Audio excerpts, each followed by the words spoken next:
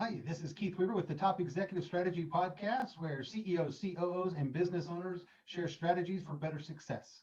This is 6 questions in 9 minutes because the best strategies are concise business advice.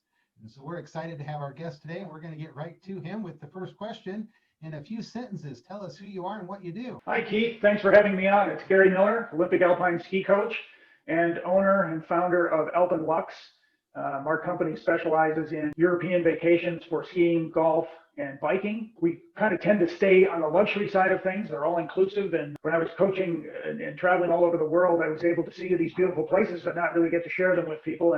So we started a company that allowed us to take people to these exotic, beautiful locations. Still get to do the skiing and all the fun stuff, but now get to do it on the fun side, maybe. Yeah, well, these things are always a little bit, of course they're fun because we're outside and we're doing sports and things like that. But, it's not exactly herding cats, but, you have to make sure that you do a really good job and everything's nice and tight and people get an experience of a lifetime.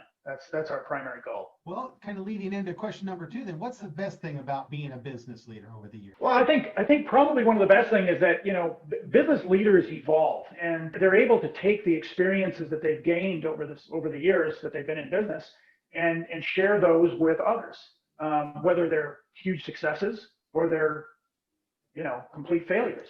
And we all know that you don't learn a whole lot from success. You get to enjoy it.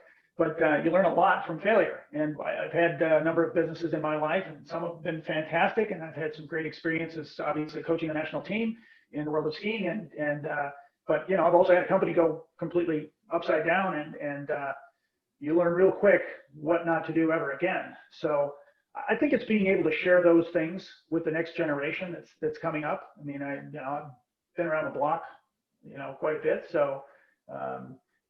I enjoy that. I enjoy sharing those things and being able to if I can help some young entrepreneur take the right path versus the wrong path, I feel pretty good about doing that. All right. Question number 3.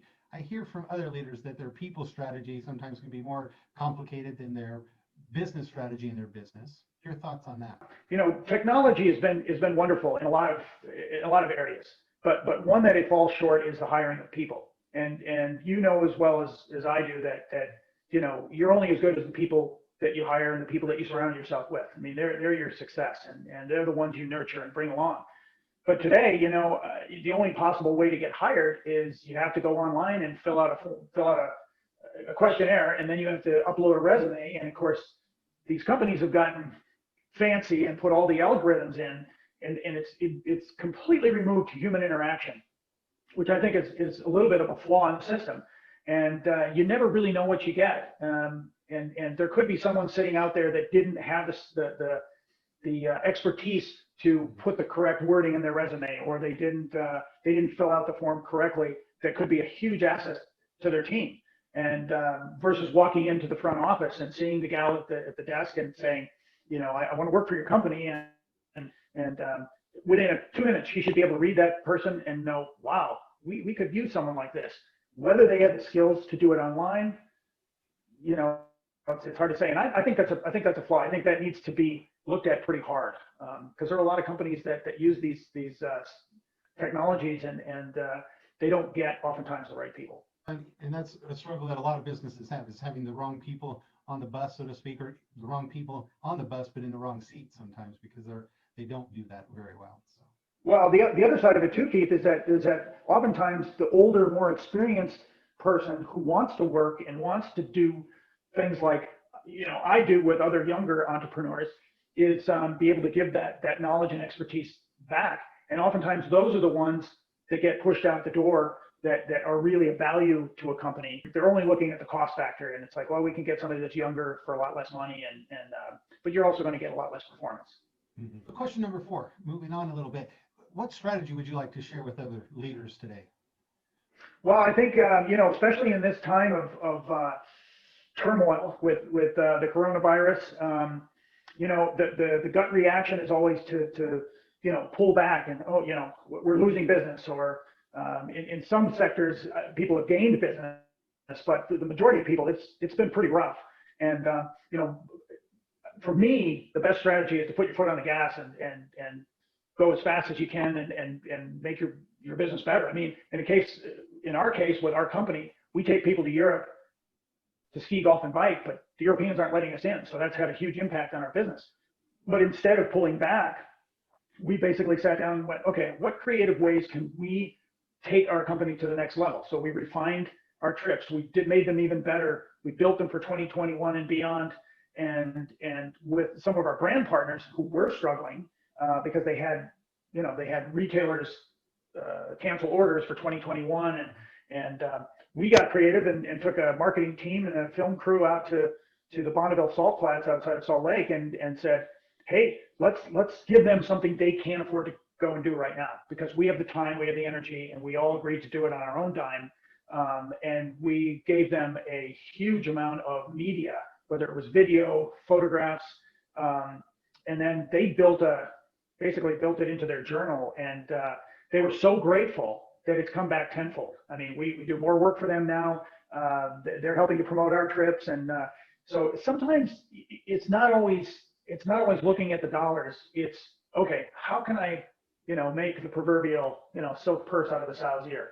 And I think that's a really good lesson in today's business climate. I love that answer, and I especially, two parts that really stick out to me is one, putting on the gas, not letting up, but two, you kind of mentioned about looking forward, having a long-term vision, not just over the next 6 months, but going into 2021, 2022 or whatever, and really, strengthening your brand for the long term, which is great, and great success story. I love to hear that.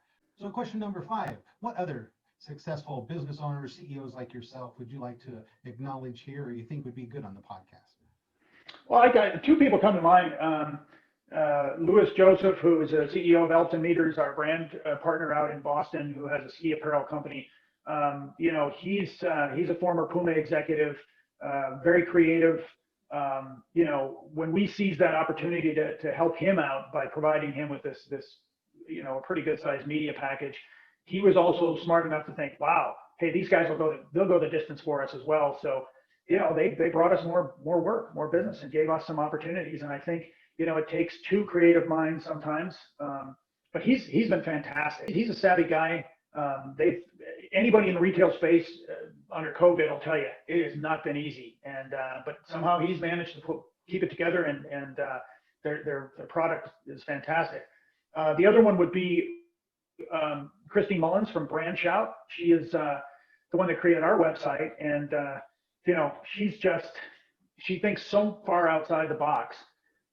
There's nothing that we can't throw to her that she can't get figured out. And everyone who's seen our website has remarked that it is one of the best they've ever seen. And she's young, she's hardworking, she's talented. So she's fun. She's a good one. Well, we'll have to try to reach out to them and see if either or both of them are available. We'd love to have them both on. So we're about out of time, but just kind of a 6th final question. Tell me about your favorite past boss.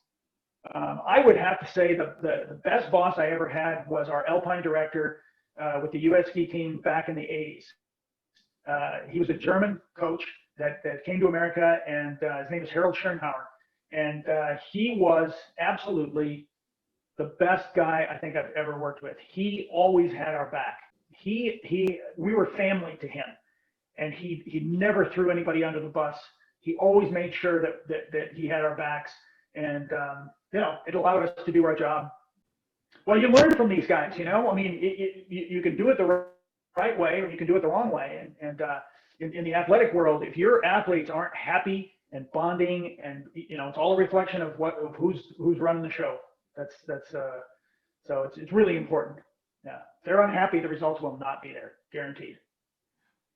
It has been great talking with you. I wish we had more time, but before we leave, can you tell people how they can get a hold of you or reach out to you? Yeah, thank you.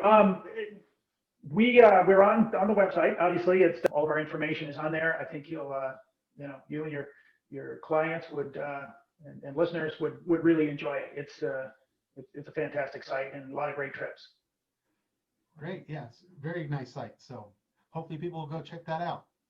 And this is Keith Weaver with the Top Executive Strategy Podcast. For more insights and to follow us, you can follow us at Weaver Business Coaching or on LinkedIn, and listen to us on your favorite podcast platform. And we wish you the best success.